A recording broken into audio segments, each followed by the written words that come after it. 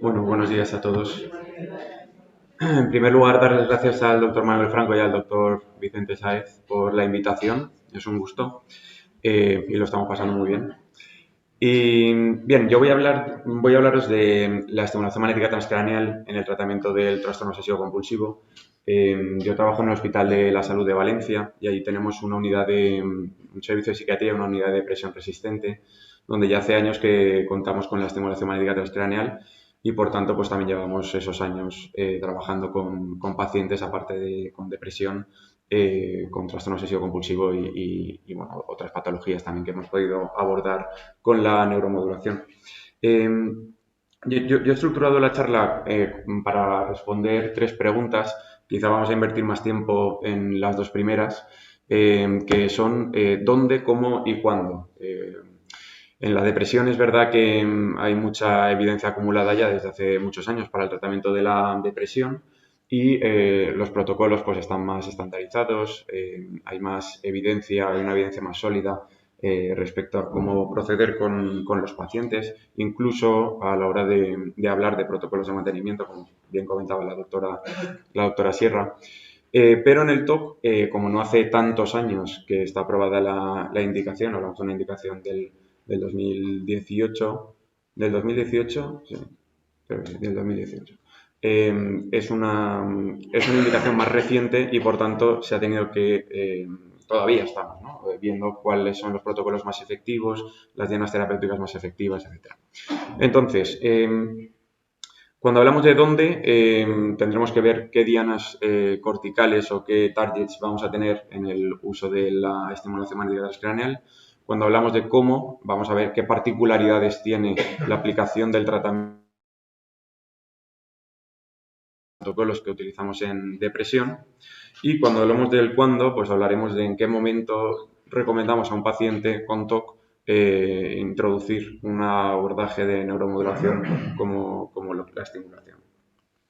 Bien, no voy a entrar aquí, pero tenemos que tener en cuenta que el paradigma del uso de la neuromodulación en los trastornos mentales es el conocimiento de las redes y, sobre todo, las ventanas corticales, es decir, qué estructuras superficiales corticales que son a las que accedemos con las técnicas de estimulación magnética transcraneal van a darnos acceso a la modulación indirecta de nodos cerebrales más profundos a los que no llegaremos directamente con el campo electromagnético, sino que será por la propagación de las señales eléctricas desde la corteza hacia el interior, ¿no? En la depresión tenemos claro, como comentaba la doctora Sierra, que la corteza dorsolateral prefrontal o el circuito frontoparietal es el target, aunque hay otras dianas corticales. Y en el TOC, a nivel etiopatogénico, pues han identificado una disfunción del conjunto de las estructuras que conforman el circuito córtico-estereotalámico. Entonces, si vamos a ver ese neurocircuito, vemos que es bastante amplio. En el TOC conocemos las diferencias que existen entre la sintomatología. Tenemos por una parte pensamientos egodistónicos intrusivos recurrentes que son vividos por el paciente con una intensa angustia, que se desencadena muchas veces de estímulos que en otras personas o en el mismo paciente, pero en otros momentos, pero que en ese momento se les atribuye una saliencia, se les atribuye una relevancia y eso da pie también a no poder dejar de pensar en ese estímulo, se genera una urgencia, todo esto tiene que ver con el filtrado sensorial y posteriormente se inicia una conducta compulsiva que persigue el objetivo de disminuir esa angustia, lo consigue de una manera transitoria, no definitiva, y se cierra un bucle en el que el paciente, además, cuando empieza con la conducta compulsiva, no es capaz de inhibir esa conducta, no es capaz de frenar esa conducta y es donde ya se cierra el bucle del obsesivo compulsivo. Entonces, teniendo en cuenta esta sintomatología, pues bueno, se han identificado los distintos neurocircuitos que tienen que ver con la aparición de estos síntomas. Y vemos que va a haber una parte de afectiva, de sesgos, de sesgos a la hora de atribuir saliencia a los estímulos, y otra parte que va a tener que ver con la planificación motora y con la inhibición de la conducta, que también va a estar alterada y que forman parte, pues todo al final está todo interrelacionado y forma parte del mismo conjunto de disfunciones. No me voy a extender mucho más, pero bueno, sí que vemos que las ventanas corticales a estos neurocircuitos son la corteza dorsal lateral prefrontal, la orbitofrontal, la medial prefrontal. Por debajo de la medial prefrontal está el cingulado anterior.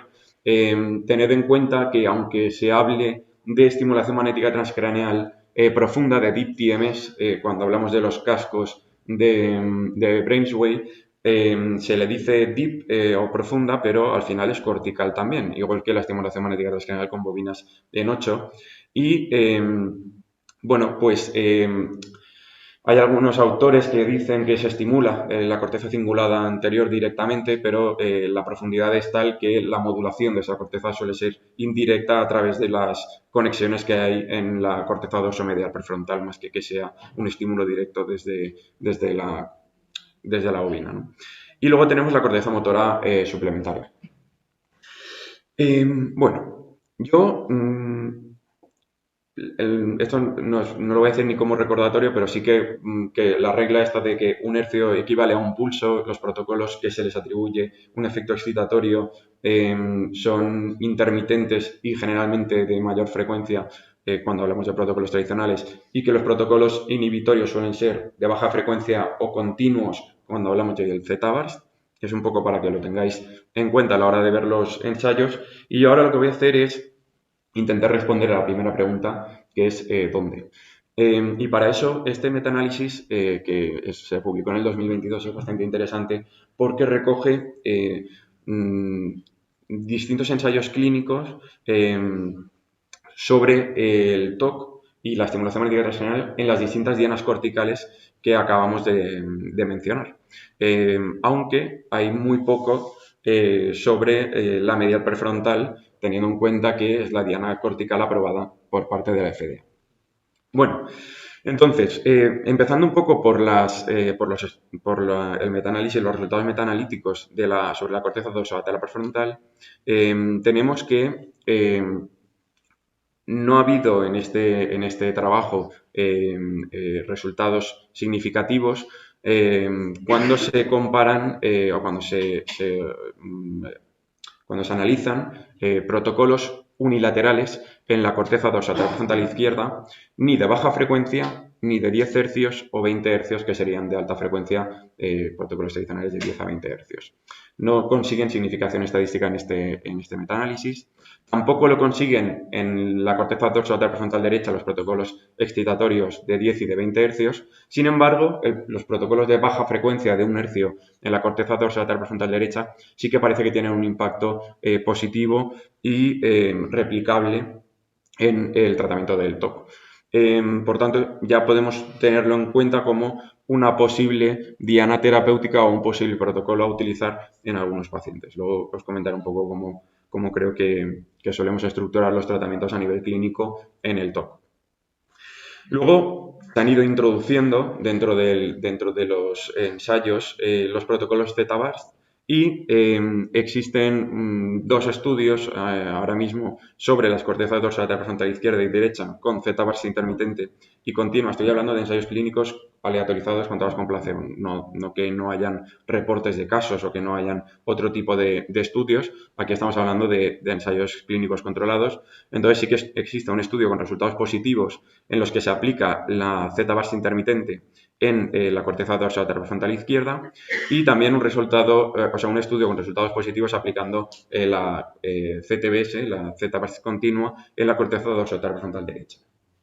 Bien, esto es un poco el resumen de la evidencia en la corteza dorsal prefrontal derecha, en la corteza dorsal prefrontal como una posible diana de tratamiento y los protocolos que se podrían utilizar.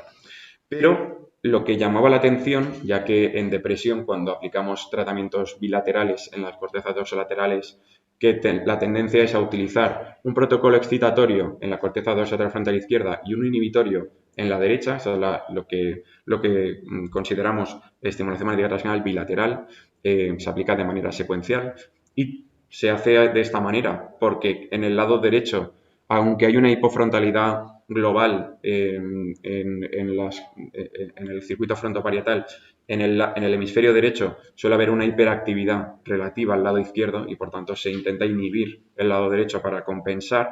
Bueno, pues en este metaanálisis realmente el peso, el ensayo clínico o las dianas, o sea, los ensayos clínicos sobre la corteza dorsolateral frontal, el que más peso tenía respecto a atribuirle eficacia fue un ensayo clínico que tenía un protocolo bilateral, pero de alta frecuencia en ambas cortezas. En la corteza dorsolateral frontal izquierda a 20 Hz y en la corteza dorsolateral frontal derecha a 20 Hz. Y este ensayo clínico tuvo bastante peso y bueno, yo os dejo la referencia en la presentación del metaanálisis, que ahí están todos los ensayos referenciados. No me puedo entretener individualmente en todos los ensayos porque quiero avanzar en novedades en el tratamiento del TOC más recientes. Ahora vamos a la corteza suplementaria motora y en esta diana cortical se suele considerar que hay una hiperexcitabilidad de esta diana y esta parte del cerebro se encarga de lo que sería la planificación y la inhibición de la respuesta motora junto a la atribución afectiva de los estímulos y los procesos cognitivos y por tanto es una diana cortical que es muy interesante y que además está, pues cualquiera que trabaje con pacientes con TOC y con estimulación magnética transcranial pues sabe de la utilidad de esta diana cortical, generalmente asociada a un protocolo como puede ser sobre la corteza dorsomedial. Entonces, bueno, sí que hay que decir que el córtex motor suplementario está dividido en corteza motora suplementaria propiamente dicha y luego un área más anterior que es lo que se considera la premotora suplementaria. Y en algunos ensayos no llegan a diferenciar bien en dónde se está aplicando el estímulo, aunque generalmente es sobre la premotora suplementaria donde localizamos y donde aplicamos los protocolos. Y la pre-SMA se encarga de los aspectos más cognitivos y emocionales relacionados con esta respuesta motora y lo que sería la SMA propiamente dicha, pues más en lo que sería la planificación, en la iniciación de movimientos contralaterales, la programación, la planificación y el aprendizaje motor. ¿Vale? Entonces, en este metaanálisis, cuando vemos los resultados de los estudios sobre la corteza suplementaria motora, vemos que también hay evidencia metaanalítica de que es una diana cortical efectiva. ¿Vale? Y bueno, yo os pongo algunos ejemplos de algunos estudios, ya tienen años en realidad, pero bueno, igualmente han sido bastante importantes. El de Mantovani en el 2010 utiliza un protocolo de un hercio, un protocolo inhibitorio, al 100% del umbral motor, sobre SMA, y dice bilateral, pero es que como es una diana cortical medial, es muy difícil decir si es izquierda o derecha. Generalmente, al ser medial, es bilateral la aplicación del tratamiento. Y en este ensayo pues se vio que con resultados estadísticamente significativos que había un 67% de respondedores en el grupo activo versus el 22% en el grupo control. Lo que pasa es que son ensayos clínicos y es lo que pasa en general en la estimulación magnética transcranial que se tarda mucho en generar evidencia porque las muestras son muy pequeñas. Entonces aquí estamos hablando de 18 pacientes. Luego hay otro ensayo de Gómez et al. En el 2012, donde también hay una N muy bajita de 22 pacientes que hacen prácticamente lo mismo, utilizan un hercio, 100% del umbral motor, 10 sesiones en la premotora suplementaria. Y bueno, 10 sesiones son muy pocas sesiones en realidad, pero ven que hay efectos tanto en el corto como en el largo plazo. Y aquí veis un poco los resultados que a mí me parecen bastante significativos y de bastante entidad. En el grupo activo veis que desde la línea base parten de 36,4 de media en la iVox y eso que en el grupo SAM es 31,8, o sea, hay ya una diferencia. Y al final, en la semana 14, la disminución ha sido de 23,7 y en el grupo SAM pues han sido de 29,8 y veis que alcanza la significación estadística claramente. Y por tanto, pues es una diana, como digo, que es de bastante utilidad. Ahora, ¿qué está pasando? Pues que todos los ensayos que se han utilizado tradicionalmente o generalmente con protocolos largos como los de un hercio, pues dicen, bueno, pues si un hercio es inhibitorio y ahora estamos diciendo que la CTBS, la Z-base continua, va a hacer algo parecido, pues vamos a ver si en vez de tardar 15, 20, 30 minutos en hacer el protocolo, tardamos 40 segundos o un minuto, ¿no? Entonces se empieza a generar evidencia con protocolos Z y, bueno, esto es uno de los estudios publicado en Brain Stimulation en el 2019, donde la N es de 30 pacientes, en pacientes con TOC resistente, y se les aplica Z-bars continua 600 pulsos en la suplementaria motora, pero al 70% del umbral motor. 6 semanas de tratamiento, una sesión por día, ¿vale? Entonces las conclusiones son que se tolera bien por parte de los participantes, que no disminuye la sintomatología obsesivo-compulsiva comparado con placebo, pero y que además tampoco disminuye la sintomatología ansioso-depresiva. O sea, aquí al final el resultado es que se tolera bien, pero que no alcanza significación estadística cuando se compara con el tratamiento con placebo. Podemos argumentar aquí que el umbral motor es tan bajo que puedan haber estado estimulando subumbral y que eso puede haber contribuido a que no sea efectivo, ¿no? Luego tenemos otro ensayo clínico del 2022 que también utiliza la CTBS sobre la corteza suplementaria motora y en este ensayo, que es de 54 pacientes, perdonad que no lo he puesto, la N es de 54 y se dividen en grupo activo y grupo control, 20 sesiones, una diaria, la CTBS es de 1200 pulsos y esta vez el umbral motor es al 110, o sea, se aplica el tratamiento al 110% del umbral motor. Y tampoco consiguen o tampoco encuentran resultados estadísticamente significativos en cuanto a la eficacia sobre el TOC, ¿vale? No disminuye significativamente la sintomatología obsesivo-compulsiva. Sin embargo, sí que objetivan en este ensayo que la sintomatología ansioso-depresiva que acompañante o comórbida en estos pacientes sí que mejora de manera significativa en el grupo activo versus el grupo control, ¿vale? O sea que parece que tiene un efecto sobre la sintomatología ansioso-depresiva, pero no tanto sobre las obsesiones y compulsiones, que es el objetivo principal del estudio. Entonces, a modo de resumen, en la corteza suplementaria motora tenemos que es un tratamiento generalmente de aplicación bilateral, aunque hay algunos ensayos que sí que hablan de izquierda o de derecha, que los mejores resultados se han encontrado con los protocolos inhibitorios de un hercio. Se han realizado 3 ensayos clínicos con CTBS en SMA con resultados negativos y, bueno, pues es una diana cortical que hay que seguir viendo cómo prospera y si tiene sentido de manera en monoterapia o a lo mejor puede formar parte de protocolos multidiana, que eso podría ser una opción que es, yo creo, un poco lo que solemos hacer en general. Luego vamos a otra diana cortical, que es la corteza orbitofrontal, ¿vale? Y aquí, bueno, pues esta es una diana cortical muy interesante porque es una gran olvidada, justamente lo estábamos hablando ayer, ¿no? Tanto en la sintomatología de depresión, la depresión resistente, como en el TOC, la corteza orbitofrontal pues es bastante interesante porque, bueno, la sensación un poco ya subjetiva es que cuando funciona, funciona muy bien.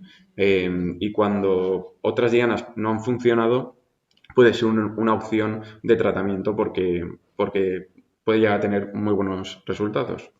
Entonces, en la corteza orbitofrontal, pues también se ha ido recogiendo evidencia. Tenemos hasta del 2009 ya habían ensayos clínicos. Aquí son 23 pacientes, 16 activos, 7 controles. Y se aplica sobre la corteza orbitofrontal izquierda un protocolo inhibitorio al 80% del umbral motor. Y aquí sí que se ve que hay una reducción estadísticamente significativa cuando se compara tratamiento con controles, ¿no? Activo con controles, pero que se pierde la significación estadística a las 12 semanas. Es decir, que tiene un impacto al principio, pero luego posteriormente se pierde. Es una ventana cortical un poquito más incómoda a la hora de aplicar el tratamiento porque queda justo por detrás de la órbita. Y por tanto le resulta más molesto al paciente. Se pueden aplicar tanto protocolos excitatorios como protocolos inhibitorios. es mucho mejor tolerado, aunque tampoco es que se tolere tan mal en los excitatorios, pero se tolera mejor un pulso por segundo que protocolos a lo mejor de 10 hercios o otros protocolos que se pueden hacer excitatorios.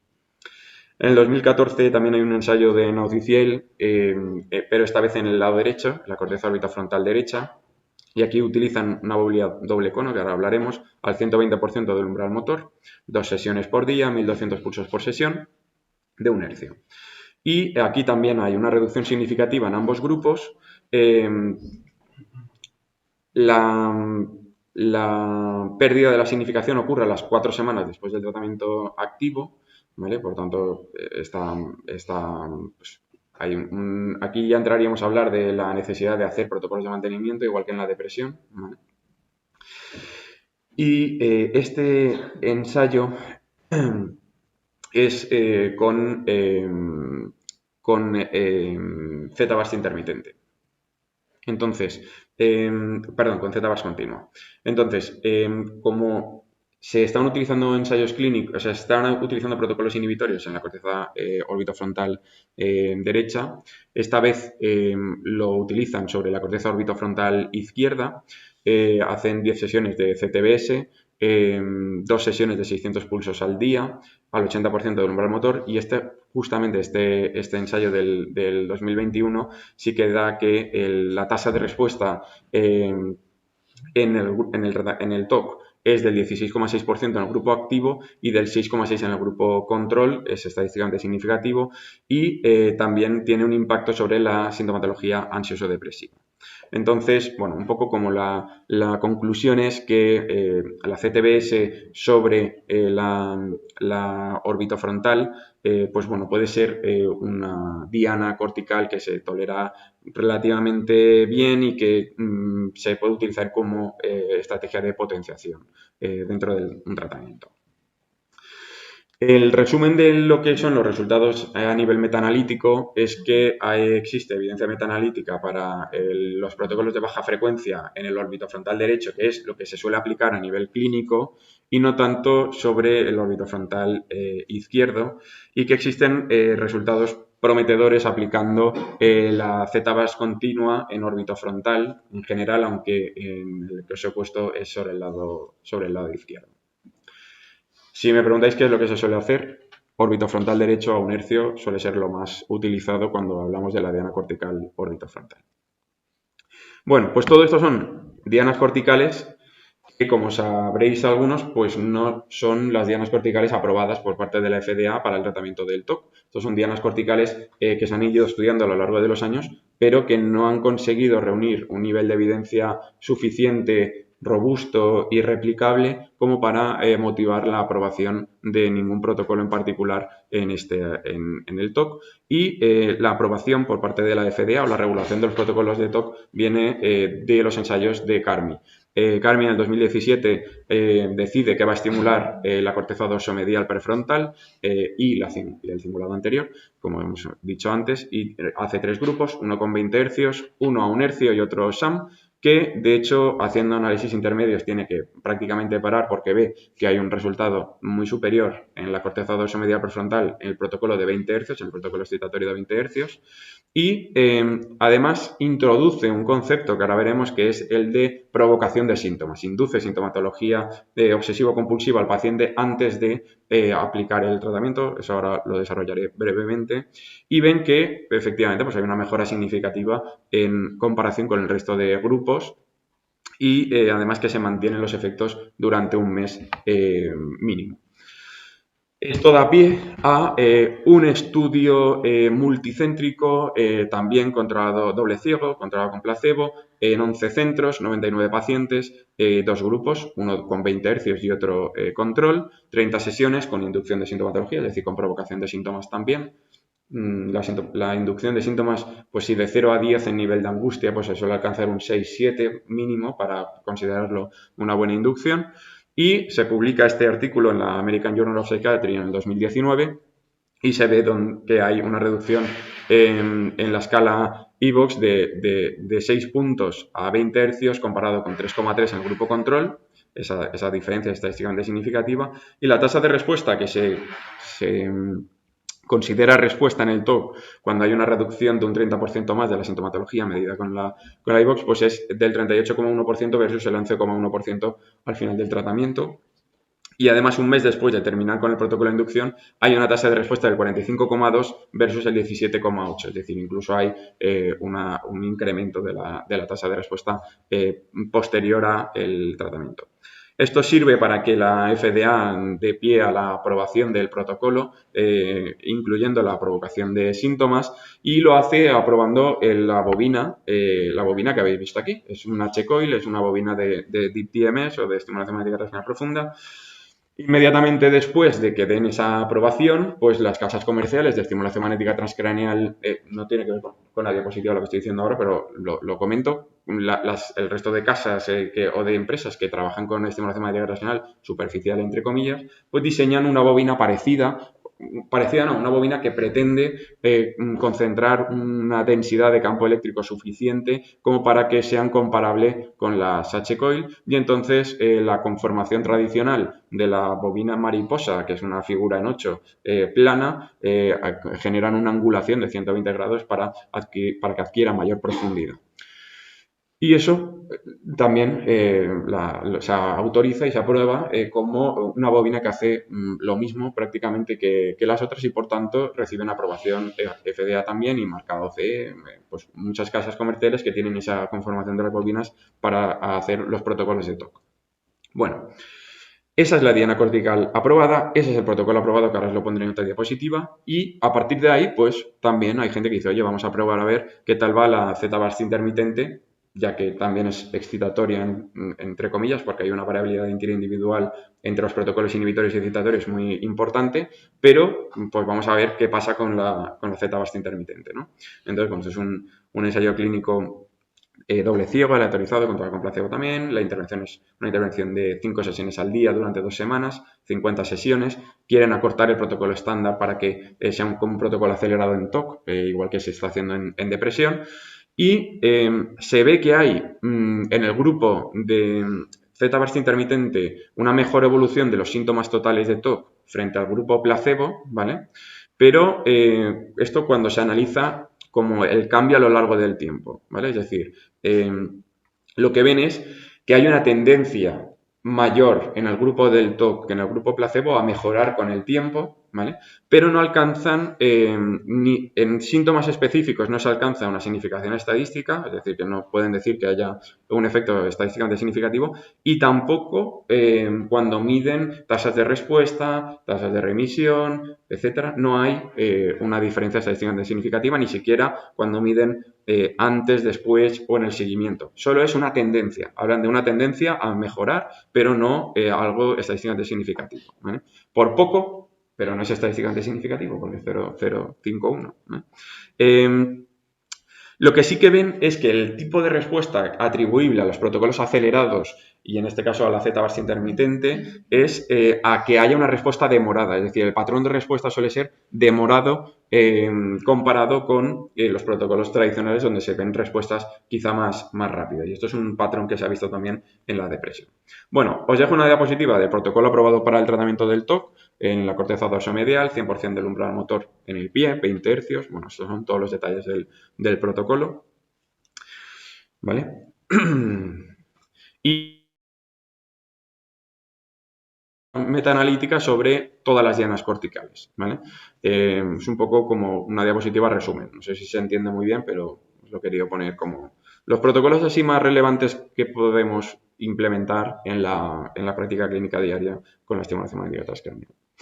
Yo diría que, aunque no hay ensayos clínicos actualmente que arrojen evidencia sobre los protocolos multidiana, es una de las cosas que más hacemos, y solemos empezar a lo mejor con un protocolo dorsomedial que es el aprobado, y a partir de ahí pues decidimos, dependiendo de la sintomatología, si añadimos inhibición en la corteza premotora o si añadimos inhibición en la corteza orbitofrontal, o si combinamos el protocolo en dorsomedial con protocolos sobre la corteza dorsolateral prefrontal izquierda en pacientes a lo mejor con sintomatología afectiva importante, etc. ¿Vale? O sea, solemos movernos un poco y modificar los protocolos partiendo de una aprobación para intentar pues, optimizar el resultado.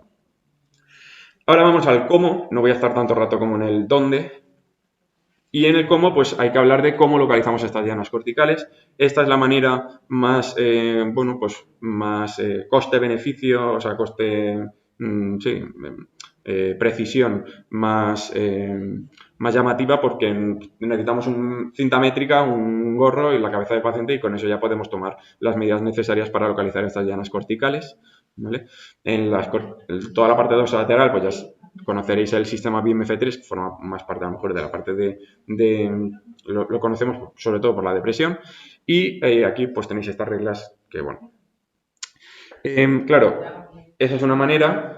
Esa es una manera de localizar dianas corticales. También podríamos introducir neuronavegadores ópticos que utilizan cámaras infrarrojas, que eso es lo más preciso que existe. Podríamos introducir neuronavegadores electromagnéticos, ¿vale? Si no hay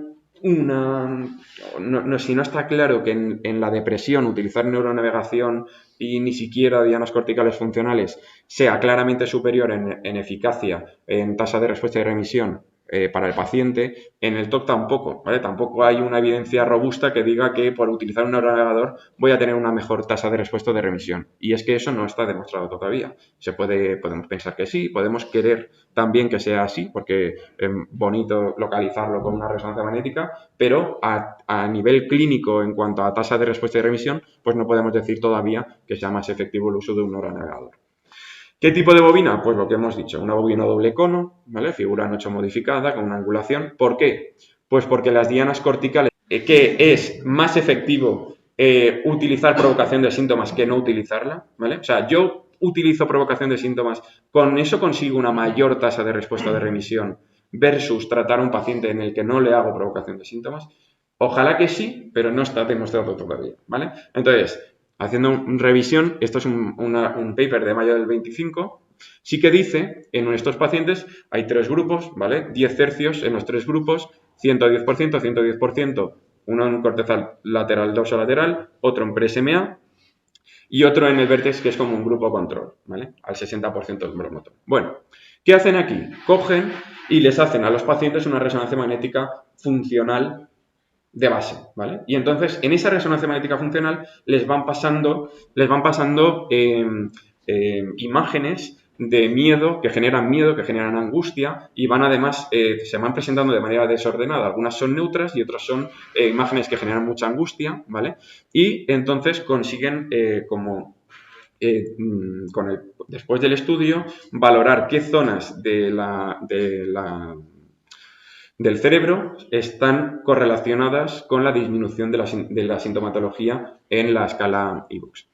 Entonces, lo que concluye este estudio es que hay más activación previa antes de tratar al paciente en la amígdala derecha durante la provocación de síntomas es un predictor de respuesta al tratamiento. Es decir, pacientes que se les ha activado mucho a nivel amigdalar en esa resonancia magnética cuando han hecho la inducción de síntomas, esos pacientes con esa hiperactivación, ¿vale? Ya son pacientes que con más tendencia van a mejorar en el tratamiento cuando se aplique. Pero no se hace provocación de síntomas antes de aplicar la estimulación magnética transcranial. Es decir, esto es una resonancia magnética, se hace provocación de síntomas, se emite eso y luego se coge al paciente y se le hace una sesión de estimulación magnética transcranial. Inmediatamente después de la sesión de estimulación magnética transcranial, la exposición con prevención de respuesta como técnica de psicoterapia, ¿vale?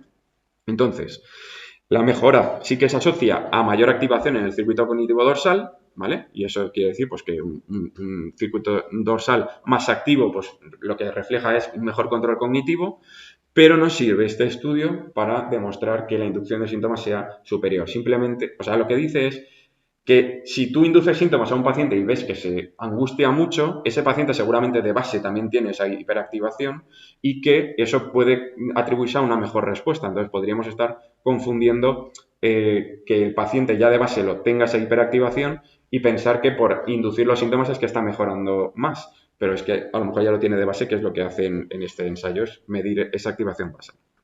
Bueno, esto es un metaanálisis publicado en JAMA Psychiatry y con esto termino. Se incluyen 70 estudios, 3.246 participantes y aquí se compara por primera vez ensayos clínicos en los que se ha hecho provocación de síntomas y ensayos clínicos en los que no se han hecho provocación de síntomas, tanto para el tratamiento del TOC como para la adicción al tabaco.